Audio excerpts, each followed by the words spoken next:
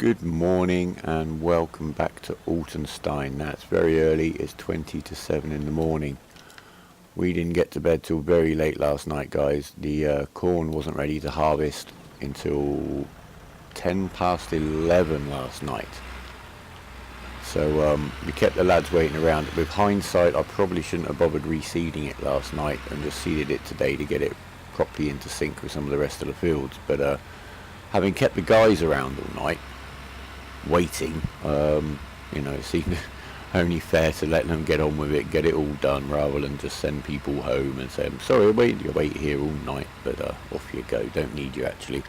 Sometimes you've got to put the team before the objective, I suppose. Anyway, the reason we're trundling out here so early in the morning is that there was an incident in the night. While I was working out here, I came out, I did a bit more ploughing in the bulldozer. Crawler tractor is the proper term, do forgive me, and I should try to use it. There was an incident. I was out here ploughing away trying to get this field ready to start cultivating it today, and I took a little break. As I say, it was in the dark. I took a break, little bio break, and came back, started her up, pulled away, and there was a huge noise, and I'm really not sure what happened. There must have been some junk in the grass that I hadn't spotted, maybe. But if you look, I mean, there's an iron girder, there's a piece of tree just wedged right up in the tracks. The same over here. Now, I've no idea what's happened. Grandpa's been out and had a look, and he's already on the case. Now, this is a wonderful mod to look at. It is a wonderful mod in terms of the way it kind of fits in and has a roll here. But unfortunately, I think Grandpa's had a look at it. We can't fix this. I don't know quite what we're going to do. So he's been on the phone. We don't have to plough for a few days. His friends have already been down from the state agriculture centre. They've sent a low loader down to take it away. They aren't too concerned that it might have to be a static display piece. They do have an alternative piece of equipment that they're going to see if they can get over here to replace this in Grandpa's collection, and also for its utility on the farm. So we're going to hear more about that later today, maybe. But we don't need to do any sort of major ploughing for the next 3 days. We just got some more fields we may or may not plough in. And we've got other equipment with which we can do that. So there she is, the Fiat 120C is ready to go now. Luckily, the truck's got a powerful winch.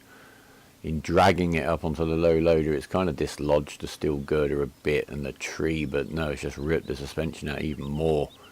The sounds that were coming out of it were actually more horrendous than this machine running, would you believe it? Now they're off on their way. We'll have to wait and see how things develop with the State Agriculture Centre Museum. But over here we've made a little discovery. The Deutz. I was going to use him just to move this plough. I dropped him. He, bless him, the lacking of a lot of this classic pack equipment, and it's a generalisation that does apply, is their lack of front weights. It can't lift this plough off the ground, no matter what I do. See, I can make, the blades are adjustable on the Lemking, even if I put them to the maximum height. I can't even move this around the farm. See, that's raised. Just double check. There you go. Lowered, raised. But surprisingly, he can drag it. So I guess if we were absolutely pushed, if we could get this to the field, then we could actually leave this guy to do some ploughing. And I'm going to take advantage of the facilities since we're here and just finish the final row right here. And we're going to have a look around the farm today. We a little bit more settled. We now have a little bit of a routine to do. So let's go meet up with the team. We'll get back in the yard. We'll have a quick breakfast and we'll get on with our work. Okay, so we've had our quick breakfast and we've briefed the team. Just had a chat with Grandad. He's just about to start cracking on. He's just having a little maintenance on the back end of the Massey 200. What we're going to do we're going to clean this heroic Deutz, by far the busiest tractor, and indeed the slurry spreader, the busiest machine on the farm so far, with all his scurrying about, getting from field to field, back to the refill point, etc. But he's done a sterling job for us, so we'll give him a good clean. Otherwise, you know, build up of dirt, everything just starts getting clogged up and nothing works properly. Right, now we were chatting with Grandad about how things were going sort of on the day one, and any sort of thoughts and reflections. So really we need to look at some of the numbers to have a little idea of where we are. So let's do that, shall we? There we go. Beautiful, beautiful and shiny. Let's put this away. Right. Here we are. Yesterday's figures don't really mean much in a general sense. We've sold stuff, we bought stuff.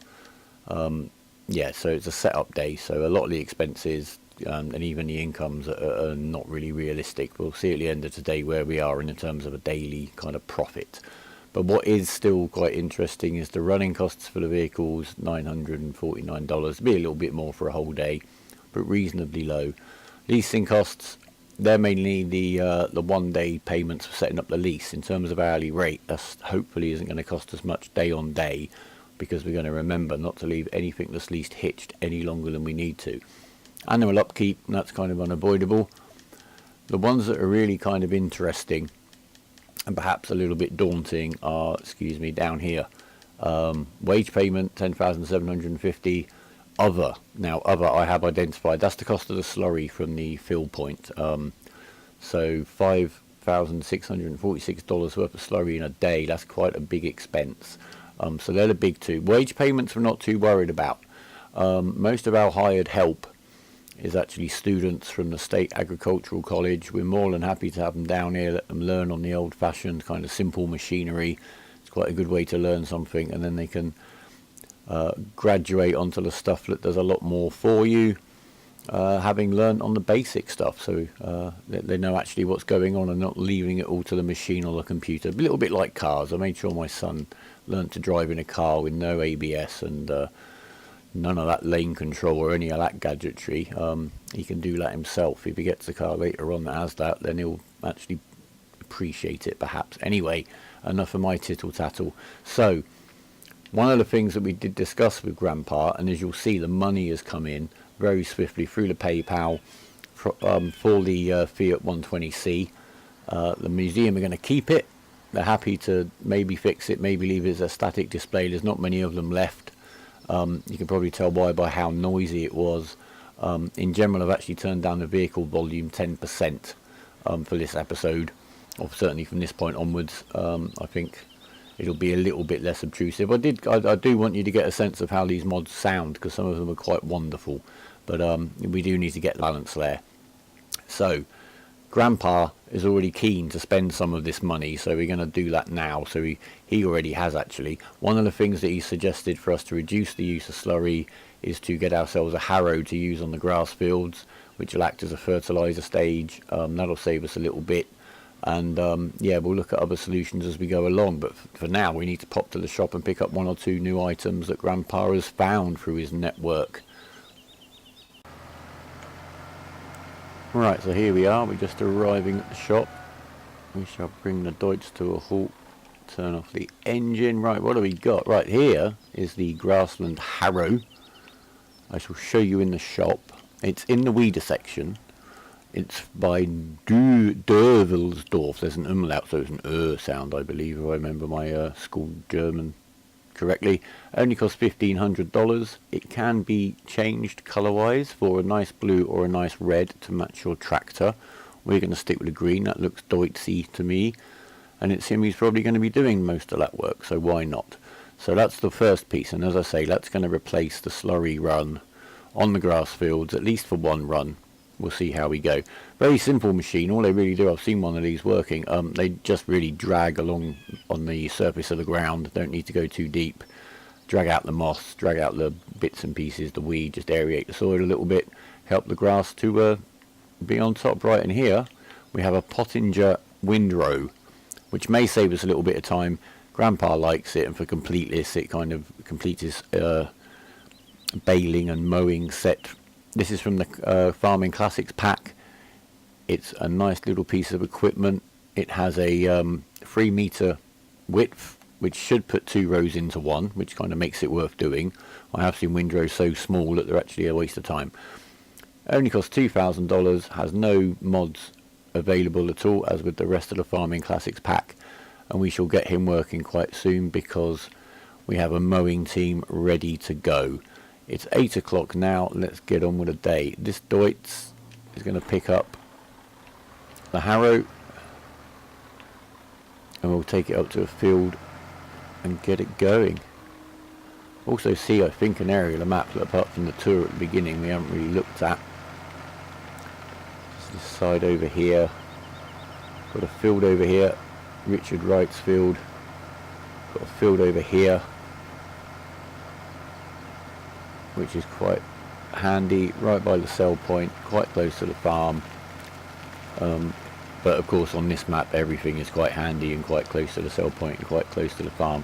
Right, we're going to go into this meadow here, and as you can see it's not the widest access. The Massey probably just fits in here, the Massey mowing wagon, but we're going to leave it to the small equipment.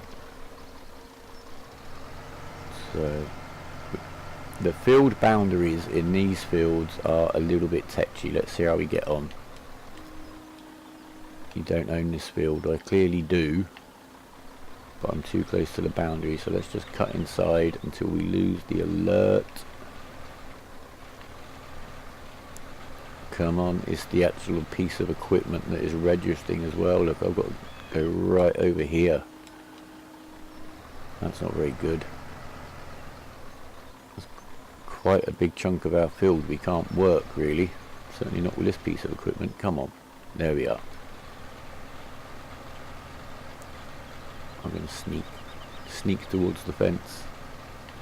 It's about there, and as you see, when you're getting that alert, the machinery isn't working, so don't just ignore it like you can maybe a neighbour shouting at you over the fence when you're having a noisy party in real life.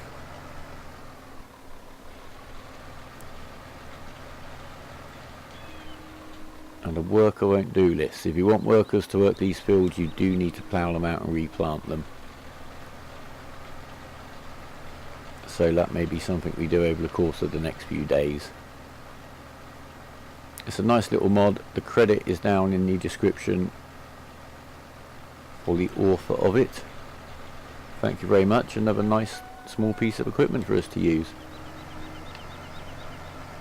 And it is beautifully colour matched with the Deutz, which for some people I know is very important. Grandpa quite likes it.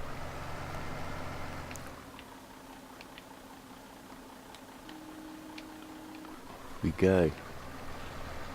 Probably the last run we're going to need to do. And each fertilisation stage, as I'm sure I've mentioned before, increases yield by 30%. So if you do the 3 runs of fertiliser and they're ploughed, that doubles the yield over if you hadn't bothered. Right, we're going to fold this up to get him out and head on back towards the farm with this guy. In fact, he's going to go up to the big grass meadow outside the sheep because I can leave a worker to finish off that field up there. We'll meet back in the farmyard and we'll get the mowing team on their way out. We're in the Massey 600 down in the farmyard, which sports quite a nice digital dash. This is a sort of mid-80s tractor, so it must have been quite a thing when they had that on there. Grandpa, he just about lets the digital dashboard slide in terms of this being a vintage piece of equipment. What he will never allow on the farm is a piece of equipment with a radio inside. He says people are here to work, not to boogie. We have friends. We switch the exterior view for a moment. We have the mowing team here on the low loader. We're going to take them over to the first field they're going to work today. And the system is that we're going to drop them off in the low loader, because that saves a trip anyway. They're going to get on with the mowing and the tedding and the windrowing. And then they're going to move on to the next field, perhaps under their own steam. Then the Massey, who should be free to do so, will head over, bale, stack the bales on the low loader, bring the low loader, the windrower and the baler over to the next field using the trailer. That's the plan, right? So, oh no, first of all we need to lower the ramps on the trailer, and then we're going to jump in the hats. The tension straps make no difference to the vehicles or pieces of equipment that are put on here, by the way. We didn't actually lower the ramps all the way down. That could be bad. There we are. So we'll get this guy off, and obviously he's not going to be the first one to work, so we'll just leave him there. You're going to stay there. Know that the handbrakes aren't very good on these pieces of old equipment. Do bear that in mind. We'll just move him. But there you go. As long as you know what you're dealing with, you can deal with it. We'll leave him right there. The Lintner is ready to go. He's got the mower. Again, a little tractor and equipment team from the Farming Classics pack. 3 meter mower. He needs to be unfolded. He needs to be lowered. And he needs to be switched on. And we can mow. And until I get used to how the field boundaries etc. are going to work, I'm doing this from the external view. Nice, steady, 7 miles an hour. It's a little meadow, it won't take long. Let's just turn, we'll just follow him around here. Just to see how we get on with this boundary. I think we'll be able to cut a bit further in than we could drive before because of the width of the tool, or is it just about matching up? Not to worry. Right, we'll get on and get this mowed. Meanwhile, the Massey is going to nip round to the shop. Don't own this field. Bring the windrow around, and then we can get on. The silage up in the bunker isn't quite fermented yet. I think it's going to be about another hour in game time, and then we can get on with feeding the cows, and we'll check on the status of the field. So here we are. We're on the Lintner again. We now have the windrower attached, so we need to lower him. He was already lowered. Switch him on. And off we go. The tedding has been done by the hats. We're literally gonna see if this is worthwhile. I'm sure it will be given the width, but basically if you're not getting 2 rows into one at least, then windrowing is a waste of time. So bear that in mind. You can do it for realism of course, but there are some of the smallest pieces of equipment to do this job that don't actually really do what was intended. Anyway, that's besides the point. What we've got is working perfectly. It's going to make the baling much quicker. Right, now I do know that if you keep windrowing the same grass or hay, you actually lose some of the yield over time. So we're going to try not to do that. You kind of damage it, I guess. I've seen the experiment done. I haven't done it myself, but there you go. There are some people I trust. Not many.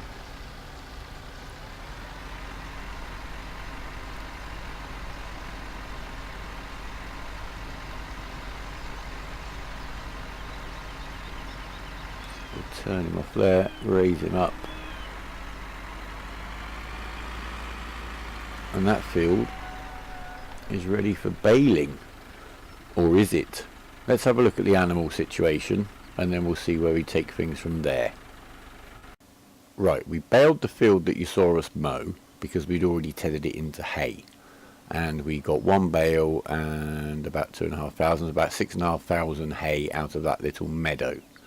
We've just topped up to make a second whole bale with the scraps that were left here on this field from yesterday, and we got a worker who's already done the field outside the sheep, now doing the harrowing on this field to give it its final stage of fertilisation so we get a bit more yield today. Yesterday we got 3 bales plus the 1500 that went into that bale, so about 13,500 yesterday. So we'll see what we get today. Anyway, let's actually have a look at the cow situation. Basically, if they only need about 6,000 grass for the 15 cows to last them 6 days, then that's not very much at all. That can easily be achieved. We'll see how much they need for the 6 days worth of power food and silage when we mix the rations, which shouldn't be very long at all. In fact, we'll check the silo in a moment. So the long and short of it is we don't need to bale very much unless we want to sell the bales. Now the alternative with the grass that we can produce is to put it into the biogas plant, then ferment it up in the bunker there, sell it, and also we'll get the free distillate to use in the slurry tanker back on the fields. So it makes more sense to bale only what we need, or perhaps what we want to sell, although that is of course a need, but it might be better use of that grass to ferment it and sell it. So we shall proceed. And we'll just head over to the silo, which I think is fermented. I've got a little message. There you go, 100%. So we shall open the silo by clicking the L button. There you go. We can get to our beautiful silage. What we shall do, we'll leave these bales out here, out of the way.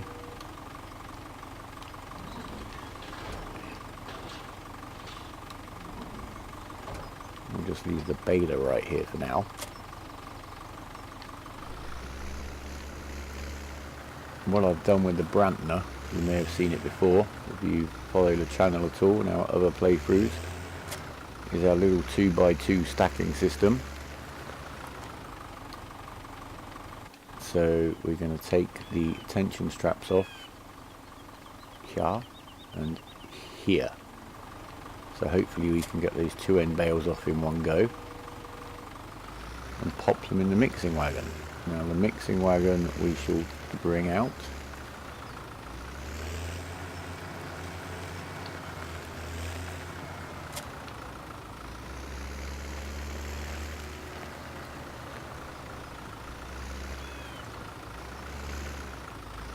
And leave here. Now let's see if we can do this as we hope, which is get these two bales at once. I may be pushing my luck trying to do this manually. Have we got them? No, not quite. Got them both now. Oh, that's quite heavy. We might put those down for a moment.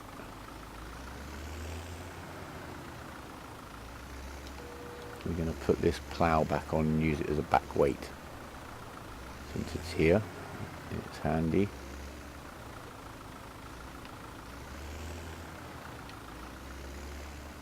Hopefully without crashing into the Brantner and knocking the bales off. Come on, there we go. And back around.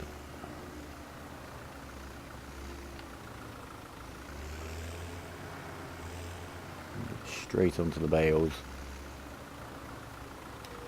gently on the gas, because this is quite a sprightly tractor. Got them, lift them up, that seems a little bit more stable. We're going to take this so easy. Right, where's that trailer? Over there. So I may not have positioned these things in the best possible way, but our work systems shall evolve until we have a robust process in place for each stage. Oh, sorry, trailer. For each stage of the required work stream and all that mumbo jumbo. Right, can we get those in? Come on in. Yes, there we go. We shall switch off our engine. We shall jump into the magnificent and as yet still unnamed. Come on, guys. You're telling me there's not a name for this little creature. He can now come round, grab a bucket of the silage. Now, one bucket should be absolutely fine for making a good mix. It's not exactly 4,000. Its trailer's capacity is 12,000.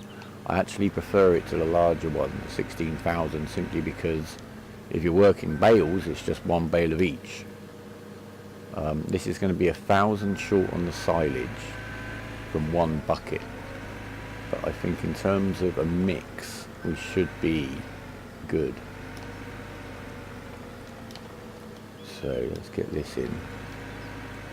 Well, we can barely reach, that might be a bit of a disadvantage. Can we get it in? Yes. Well, that's a little bit rough. That's a little bit disappointing. We may have to do something about that. We can't empty him. We have found a shortcoming. We have found a shortcoming. Give me a moment to think and we shall get around this. So we've repositioned. I've put the trailer slightly down this slope to see if we can get just enough height on him to empty this bucket. No. Okay. We need to get inventive here. We haven't got enough in there to make a mix. We need to somehow get this up there. How can we do that? See the puzzles this game throws at you. I really should have thought about that, shouldn't I? Now, there is the ramp. No, there's just no way that's tipping into there, is there? What I can do, to be honest, for now, we're going to have to park this guy up, which is a little bit disappointing. I am going to refill his bucket because we are going to just do a little check to see if he can even do the job we hoped he was doing, which was selling it into the silage sell point. So we're just going to move him up here out of the way and park him up, and we're going to nip down and get the bucket and finish filling this particular mix with the Massey. Oh well, you live and learn. Okay, so here we are. We're just gonna make a full mixing wagon. Grab a little bit more silage.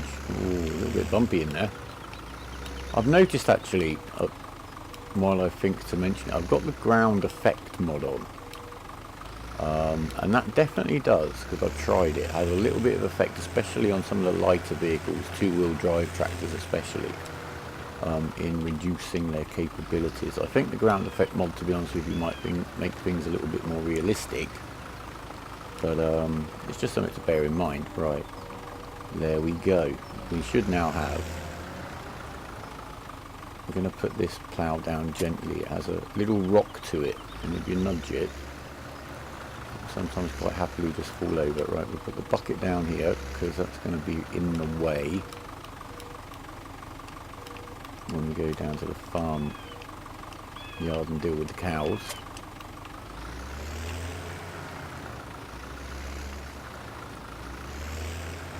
And we'll see how we look. I think we've probably got enough mixed rations ready to mix already to last for days in terms of hay. Straw we need a bit more of maybe, but we're definitely not going to be pushed. So I've missed my turning, I'm going to admit to you. I'm going to cut through here. It also actually puts you in quite a nice alignment to swing around out here. Whereas coming down that pathway and then trying to get around here is a bit of an odd manoeuvre. There you go, straight in there. Unload. And as you can see there, the bars are filling up. 60% of that mixed rations will count as silage and 40% of it will count as power food. So as you can see, we're already well ahead. If you really wanted to be pedantic and even those bars out, you could just put a bit of loose straw in out of a bucket or something until they even out, but that's really not an issue. If you've been feeding your cows with hay and then start feeding them mixed rations, you can have the opposite thing where the silage hay bar is way ahead of the power food bar. It can even go way over capacity, and it will keep filling that up until your power food bar is full, but you never lose anything. Nothing's ever wasted. So there you go. We've got our load in. That's about 5 days worth, 4 at least, from a bale of each and 2 buckets of silage. We've got about 20,000 silage left in there, and we've got more than enough bales. We'll get some straw today.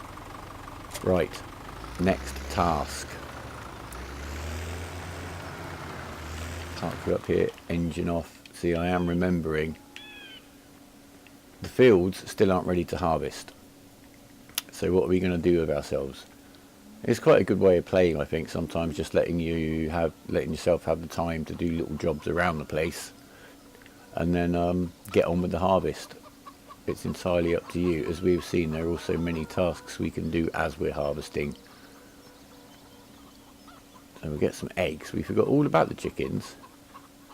They seem very well, very friendly. Right, what we're going to do is visit the neighbours, because we have got time here to do a quick job, but it sometimes pays to be a little bit selective in which jobs you take. Now, our friend Simon owns this field here, $33,600. Simon also owns this field here, and that's a much smaller field.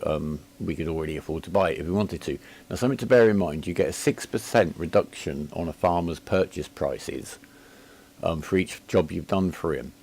But you can do the jobs on the smallest field he owns, and the discount will still apply to the big ones. So that can be something to bear in mind.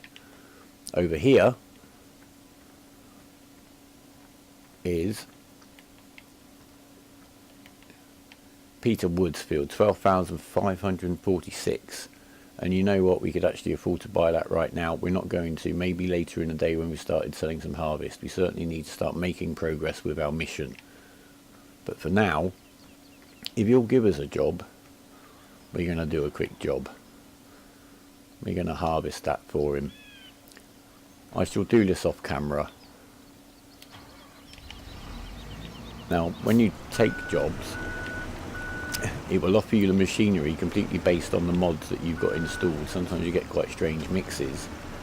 I've noticed that sometimes, sorry, I'm having to bash this around, or there's no way, for instance, this harvester's going to fit neatly behind there. Sometimes the mods, I don't know what happens, when you go to take a mission, it won't give you offer you a mission. It won't tell you no mission is currently available. You won't even get like that owner's screen. What you'll get is just the numbers turning red, and they did do that. If you noticed, when I first looked at, just looked at the field up there, I'm guessing, because that's quite a recent event, that may be in some way an issue with it picking mods that may be conflict. I don't know. A tractor that just can't do the job, or a harvester, or something. I really don't know. I'm just speculating. But that thing where the numbers just turn red without going onto the farmer's screen is a new thing, as far as I'm aware, and that's all I can think of that could cause it. I'm going to get on with this, and we'll see where we are, see what else we want to do before we get the harvest ready. There we are, $1,854. Sorry if you could hear that. That was a diesel car starting just outside the window. What a wonderful sound. And now we look, his field is a little cheaper. Fantastic. We could just take another job straight away, fertilising it. Why not? That would be really quick. What do we got here? We've got the case. Commonly used starter tractor. So I'll crack on with this job. They're quite pedantic about these fertiliser jobs though, so do make sure you do a good job as you're going round. That's my advice to you.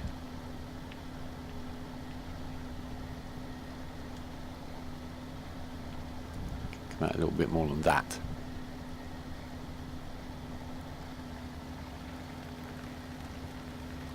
And also when you buy fields in seasons, it's an absolute must. Buy the field when it's got the crop in it. It's obviously saving you quite a lot of work. Now in seasons, I know for sure if you've done the fertiliser emissions on a field and then by the crops, the fertiliser runs that you've done count on the yield. Let's have a look and see if this field now shows us fertilised on the map. There you go, that was quick, wasn't it? There you go, another $969, whatever. Fantastic. Right, first of all, this field now is under $11,000. So we could easily buy that now. But let's just check on the map. We need to turn off the ploughing filter. Indeed, that field is now one-time harvested. If we keep an eye on that, and we can get one or maybe two more fertilising missions, he'll pay us to fertilise it, and then we buy a field fully fertilised for free. That's a good plan, isn't it? Back down in the farmyard, we've made up another mixer wagon of mixed rations. And if you just have a look, we've now, what I was talking about before, where you could top up the hay, or if you were ahead on hay already, the power food would fill up and push the hay over its real limit. The opposite has happened there, so whichever one's out of balance, if you just keep putting on the total mixed rations, yeah, it will just overfill whichever one was ahead until the other bar is full. So that's handy to know. Right, we're going to have a quick chat with Grandpa, because we've got some issues here. We've lost the Crawler tractor, the Fiat, which was our most powerful piece of machinery, and there are some jobs we want to do which are going to require maybe a little bit more power than we've got. And the situation with the Massey front loader, where it can't actually reach into the mixer wagon. Now we can work around that, but let's have a little chat. This seems to be a very good point at which to break, have a little luncheon, early luncheon, not even 11's this time really yet. We've got all the odd jobs really done around the farm now, and the harvest is just ready in some of the fields. So I think we'll leave that till the next episode. Grandpa and I are going to have a little bit of a chat. I'm also going to have to introduce him to the concept of pragmatism, because certainly going forwards we need to make a profit. If we're going to buy up this land and protect the valley, we need to make money, and sometimes we're going to have to be a little bit more efficient than his tastes and preferences may allow. So there we go, we'll see how we get on with that. Anyway, thanks very much for watching. Leave any kind of comment you like. If it's criticism, please make it constructive, because that's handy. And subscribe if you want to stay in touch. Thank you very much for watching. Take care, and we'll see you soon.